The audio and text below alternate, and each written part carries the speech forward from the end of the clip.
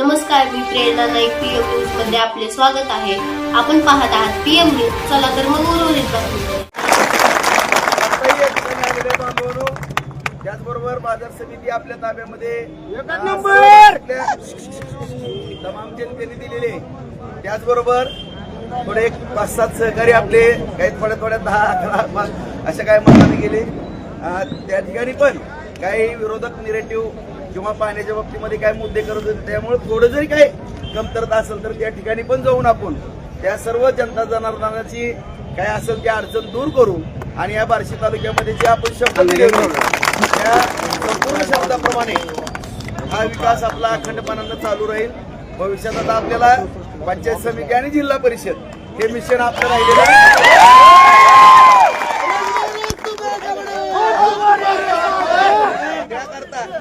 त्याकरता सर्व आपल्या कार्यकर्त्यांनी रात्रीचा दिवस करायचा आहे बांधवांनो। आता तुम्हाला लक्षात आलं असेल की एका मतासाठी मी का तडपडत होतो, कारण आता बघितलं 1 सीट 11नं 21नं थोडं एक मत महत्वाचं आहे।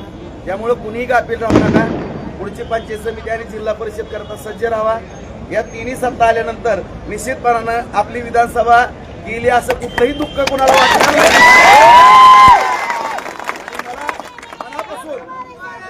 मनापासून ह्या तिन्ही सत्तेचा आशीर्वाद या जनतेनं देणारच आहेत।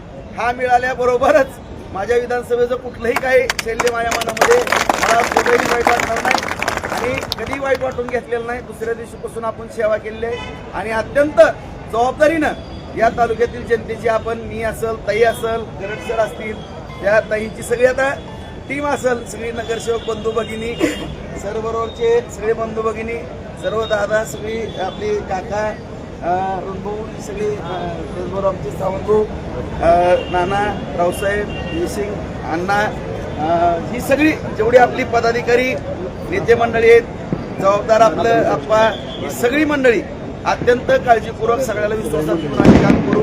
कुठेही कुणाची भावना दुखावणार नाही, त्याचा आपण निश्चितपणाने काळजी घेऊ। आज आपण सगळ्यांनी विजय दिला, त्याबद्दल पुन्हा एकदा सर्वांचे आभार व्यक्त करतो आणि काही आपल्या जमावबंदी वगैरे पुकारलेला आहे। आपण ही काही नियम अटी पाळणं आपलं सगळ्यांचं कर्तव्य आहे। त्यामुळे आपण कुठलाही स्पीकर लावलेला नाही, कुठलाही ढोल ताशा लावलेला नाही। आपल्याला खऱ्या अर्थानं फार मोठी मिरवणूक काढायची ती आज अख्खा तालुका या ठिकाणी